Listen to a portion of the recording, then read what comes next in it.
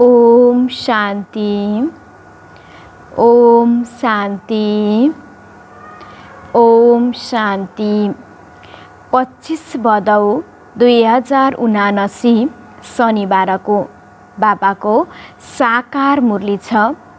मुरली को सारमा छ, मीठे बच्चे आपस में मिलेर इस कलियुगी दुनियाबाट दुखको बोझलाई उठाउनु छ। बाबालाई याद गर्ने पुण्य गर्नु छ। मीठे बच्चे आपस में मिलेर यस कलियुगी दुनियाबाट दुखको बोझलाई उठाउनु छ। बाबालाई याद गर्ने पुण्य गर्नु छ। आज बाबाले मुरलीको सारमा हामीलाई भन्दै हुनुहुन्छ कि स्वयं परमपिता परमात्माले अहिले आएर यो कलियुगको समयमा कलियुग दुनियाँलाई परिवर्तन गरेर सतयुग बनाउने कार्य गर्दै हुनुहुन्छ र त्यो कार्यको लागि परमात्माले हामीलाई रोज्नु भएको छ।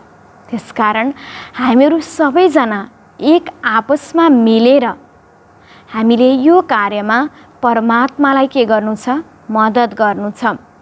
हामीले आपसमा मिलेर यो कलियुग दुनियाँलाई परिवर्तन गरेर सतयुग ल्याउने कार्य गर्नु छ। त्यसको लागि सबसे पहिला स्वयंलाई आफूलाई बदल्नु छ।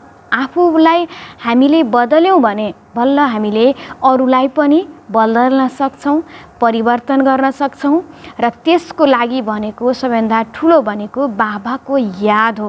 त्यसकारण बाबाको याद गरेर हामीले पुण्य कर्म पनि गर्नु छ।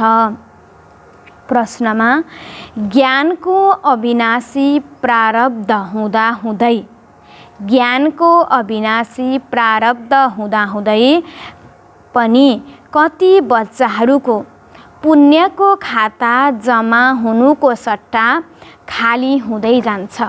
बाबाले आज प्रश्न सोध्नु भएको छ। बाबालाई पनि चिन्यौं। हामीले जुन पुरुषार्थ गर्नुपर्ने हो पुरुषार्थ पनि गरिरहेका छौं।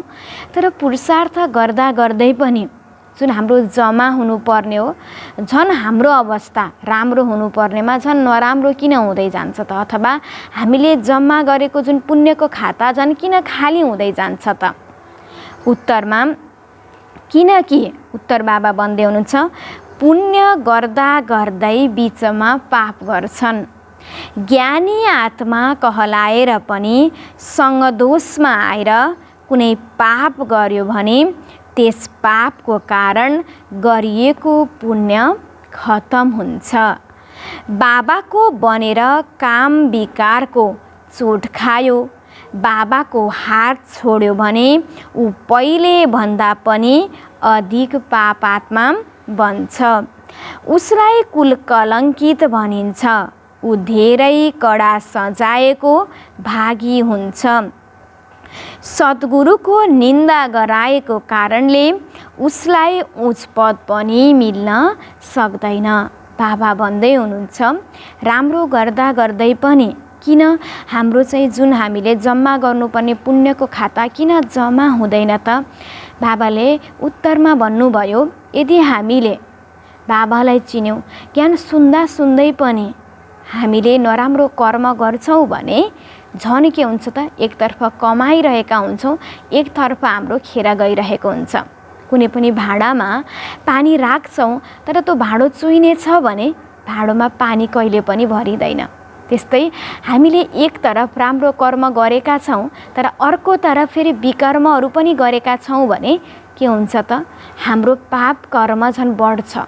झन् बाबाले भन्नुभयो पहिला त तिमीलाई थाहा थिएन, अब त हामीलाई के गर्न हुन्छ के गर्न हुँदैन भनेर स्पष्ट थाहा भइसकेपछि झन् हामीले गलत कर्म गर्छौं भने त्यो सजायको भागी पनि हामी डबल नै हुन्छौं। त्यसकारण बाबा भन्दै हुनुहुन्छ त्यसकारण हामीले गर्दा गर्दै पनि हामीद्वारा के हुन्छ त? हामीको पुण्य कर्म खाता जम्मा हुँदैन अनि त्यसपछि हामीले पछि गएर जुन पद पाउनु पर्ने हो त्यो सही अर्थमा त्यो राम्रो पद पनि हामीले पाउँदैनौं।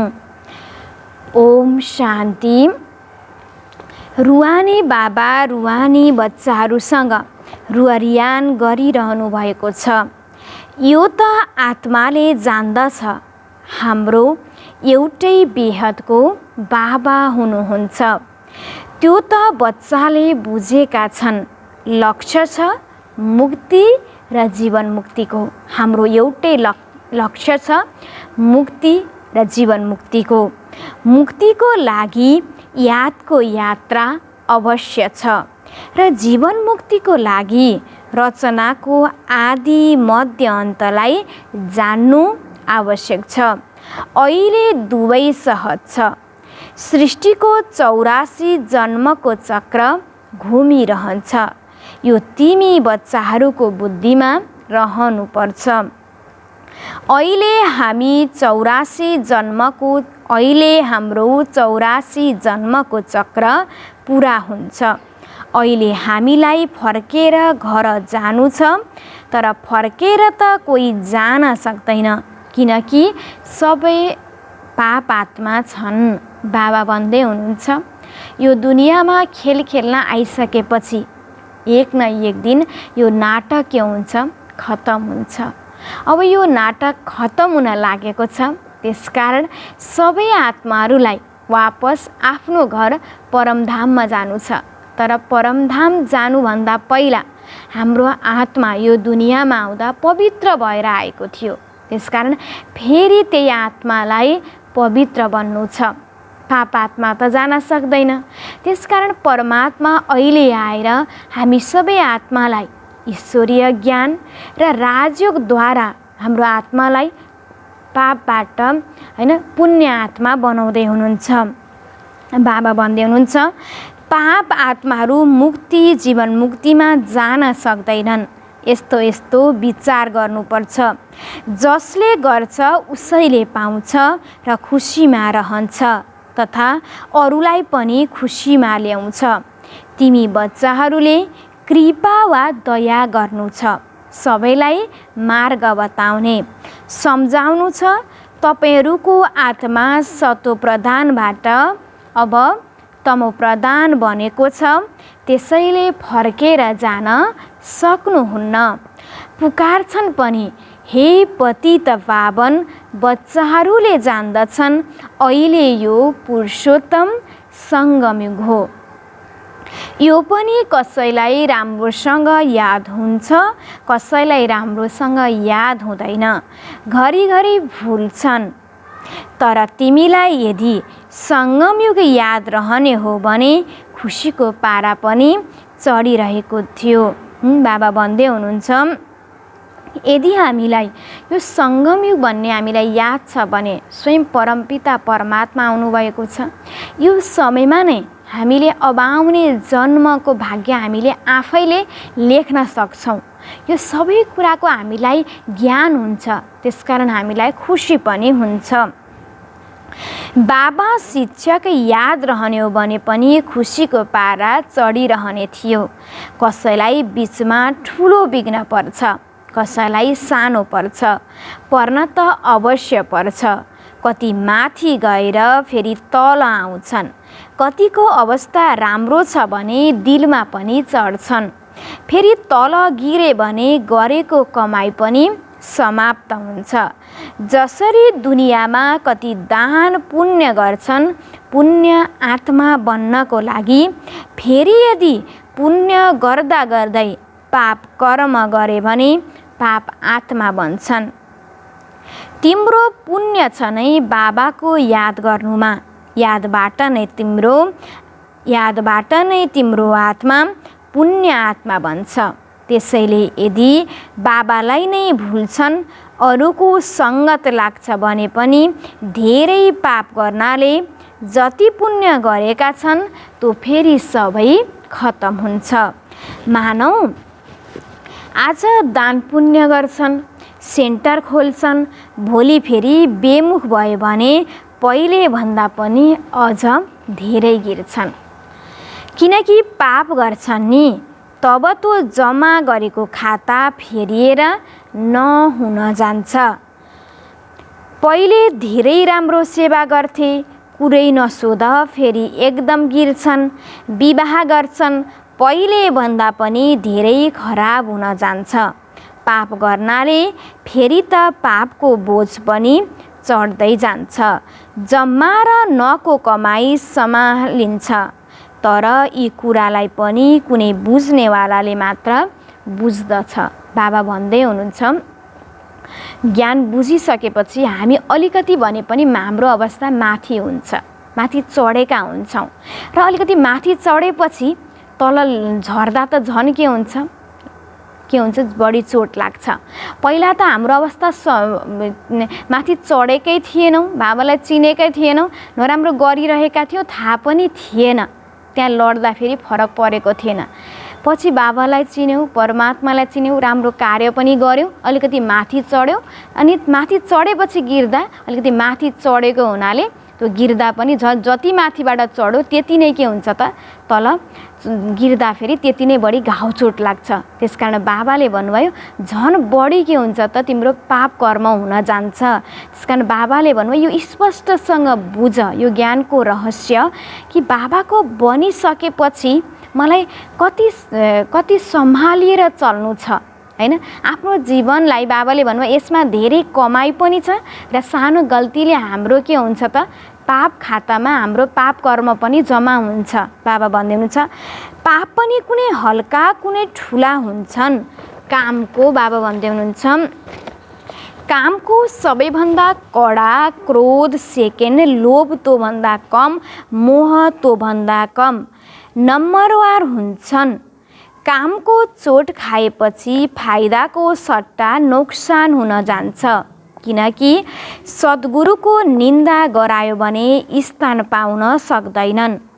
ऊ दिलबाट उत्रिएर जान्छ, बाबाको बनेर बाबालाई छोडिदिन्छन्, फेरि उसको कर्ममा पनि हुन्छ। कारण के हो? चल्न सक्दैनन्। सामान्यतया कामको चोट धेरै लाग्छ।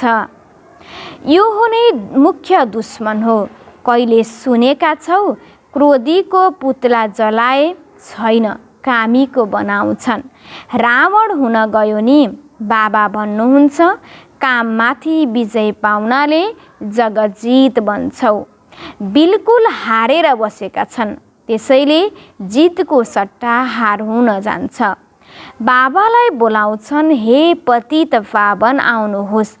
कामबाट धेरै पीडित हुन्छन्, फेरि भन्छन् बाबा मुख कालो गरिदियो। बाबा भन्नुहुन्छ तिमी त कुल कलङ्कित भयो। क्रोध वा मोहको लागि यसो भन्नुहुन्न, सारा आधार काममा छ। बोलाउँछन् हे पतित पावन आउनुहोस्। बाबा आउनुभयो फेरि पनि पतित बनिरह्यो भने बाबाले के भन्नुहुन्छ? साधु सन्त आदि जो सुकैले पुकार्छन् हे पतित पावन आउनुहोस्, अर्थ केही पनि बुझ्दैनन्। कसैले मान्छन् हो आउनेवाला हुनुहुन्छ, जसरी नयाँ दुनियाँ स्थापना गर्नुहुन्छ, तर समय धेरै दिनाले घोर अन्ध्यारोमा गिर्छन्। ज्ञान र अज्ञान छ नि। बाबा सम्झाउनुहुन्छ भक्तिमा तिमीले जसलाई पूजा गर्छौ उहाँलाई जान्दैनौ भने भक्ति पनि के कामको?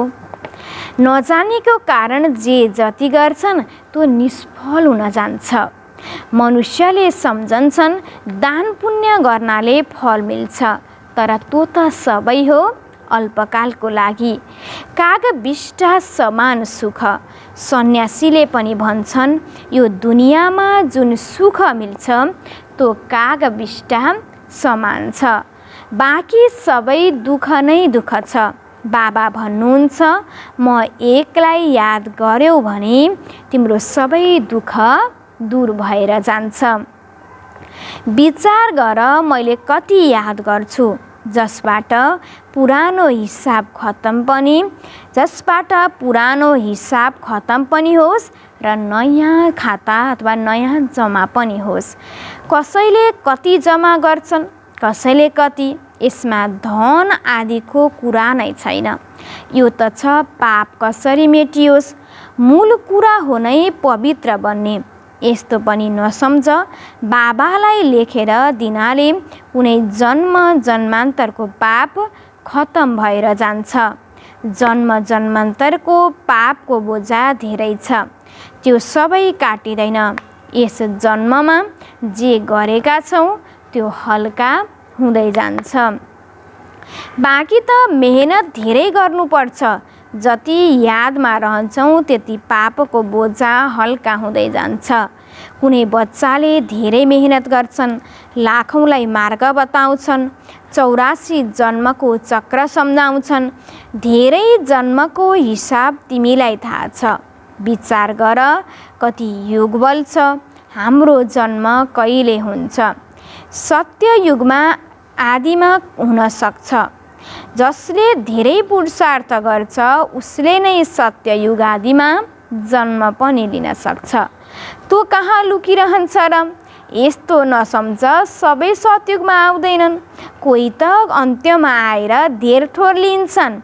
जसले धेरै कमाइ गर्छ ऊ छिटै आउँछ। थोरै कमाइ गर्यो भने ढिलो आउँछौ।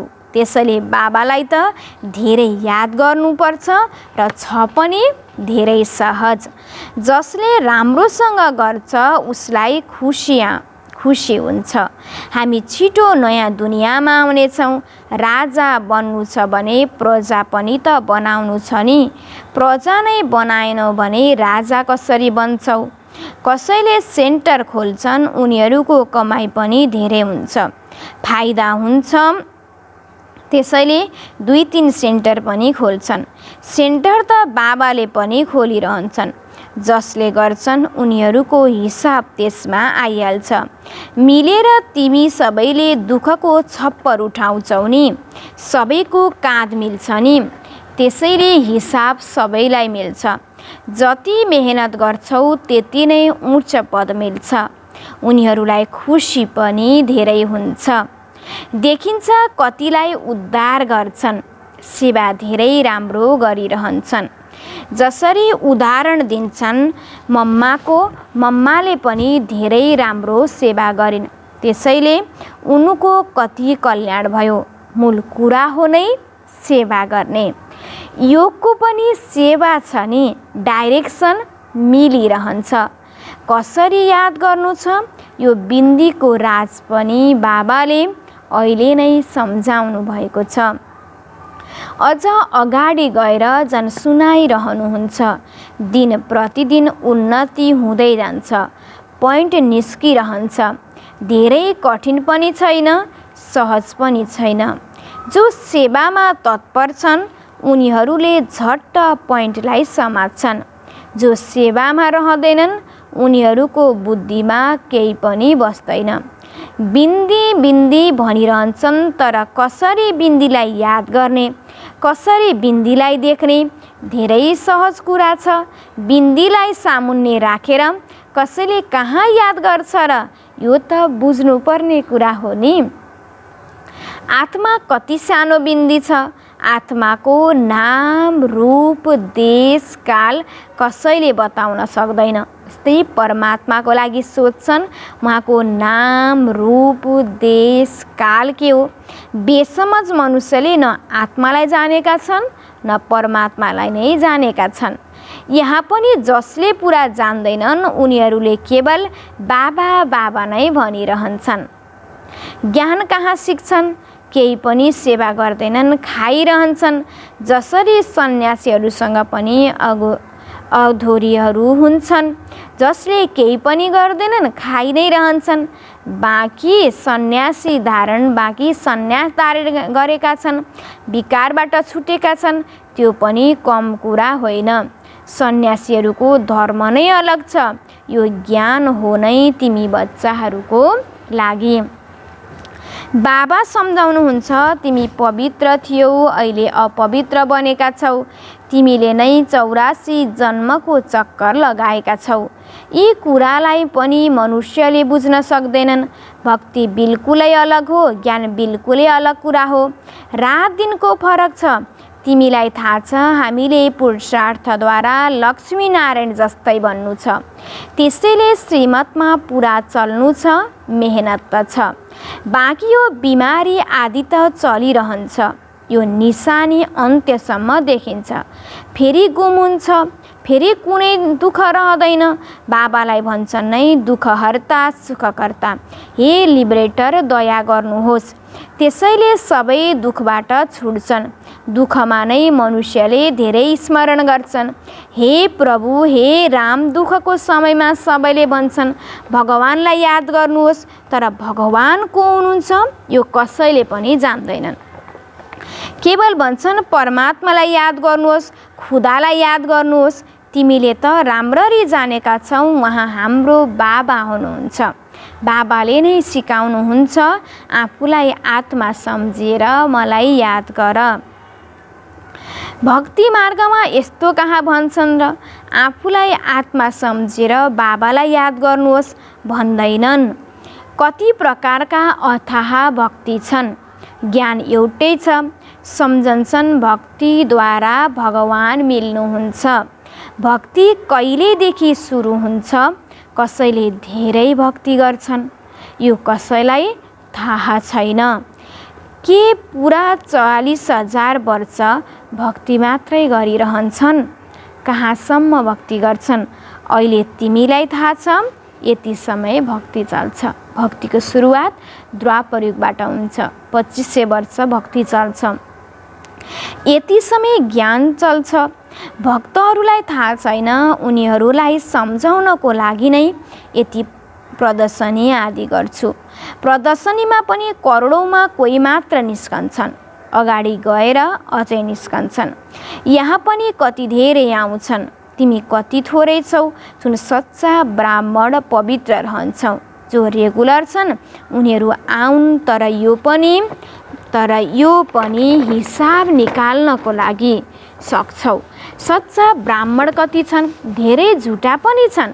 ब्राह्मणहरूको काम हो नै कथा सुनाउनु।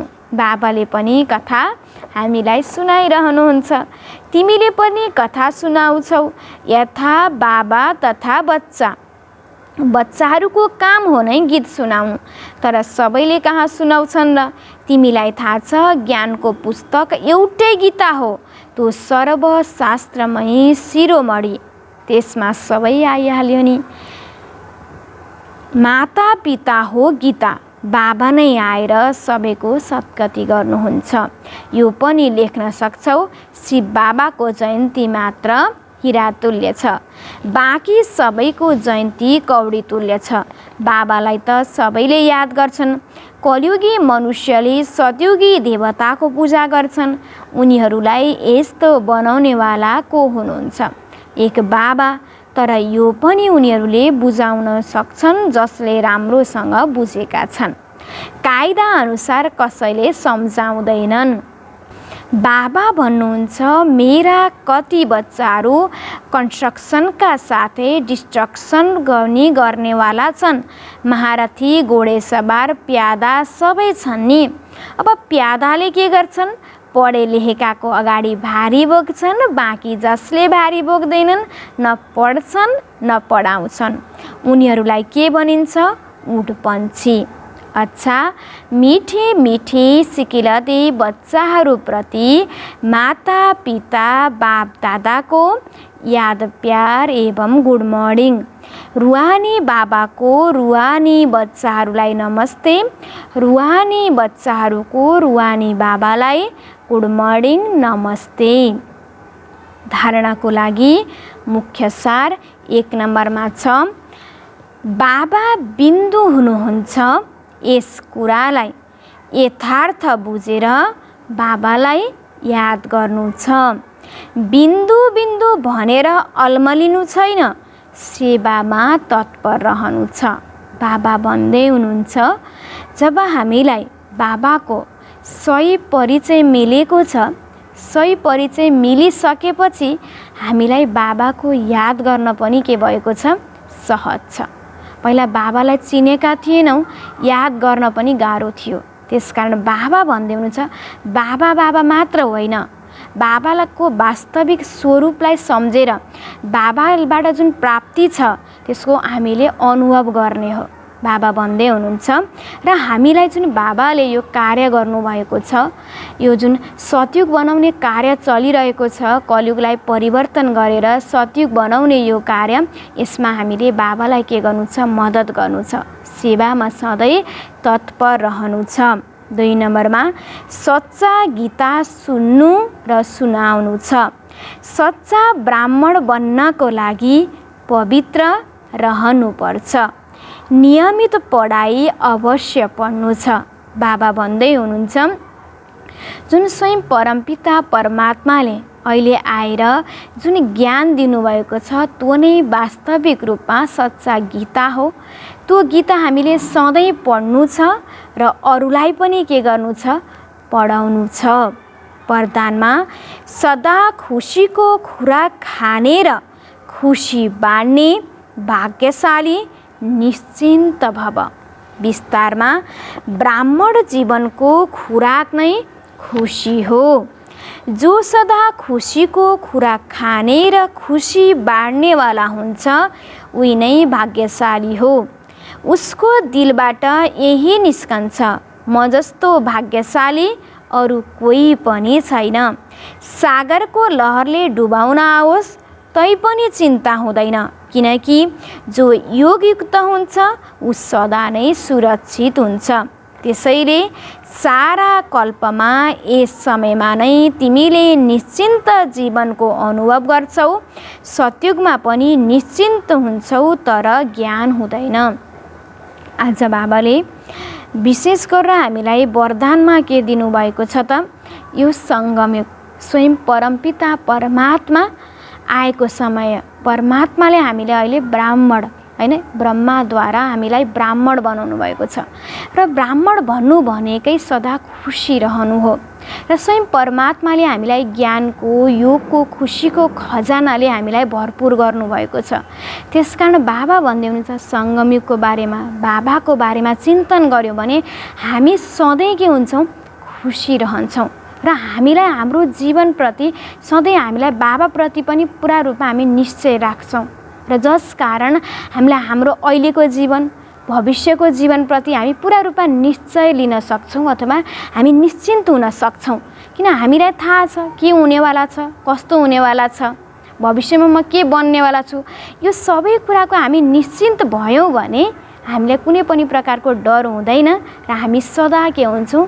खुसीमा हुन्छौँ। आज मानिसलाई भोलि के हुनेवाला हो, पर्सि के हुनेवाला छ, म भविष्यमा के बन्नेवाला छु, यो सबै कुरा थाहा हुँदैन। जसकारण आफ्नो जीवनमा केही कुरा थाहा नभएको हुनाले उनीहरूलाई डर लाग्छ। तर हामीलाई जीवन त भविष्यमा म के बन्नेवाला छु र अहिलेको जीवनमा पनि हामीलाई सबै कुराको के छ? स्पष्ट छ, निश्चिन्त छ। जसकारण हामी हर पल केमा रहन सक्छौँ? खुसीमा रहन सक्छौँ। र बाबाले हामीलाई त्यो खुसीमा रहनको लागि भन्नुभएको छ। स्लोगनमा सहज पुरुषार्थी बन्नु छ भने, सहज पुरुषार्थी बन्नु छ भने सबैको आशीर्वादले स्वयंलाई भरपुर गर। सहज पुरुषार्थी बन्नु छ भने सबैको आशीर्वादले स्वयंलाई भरपुर गर। अच्छा, ओम शान्ति।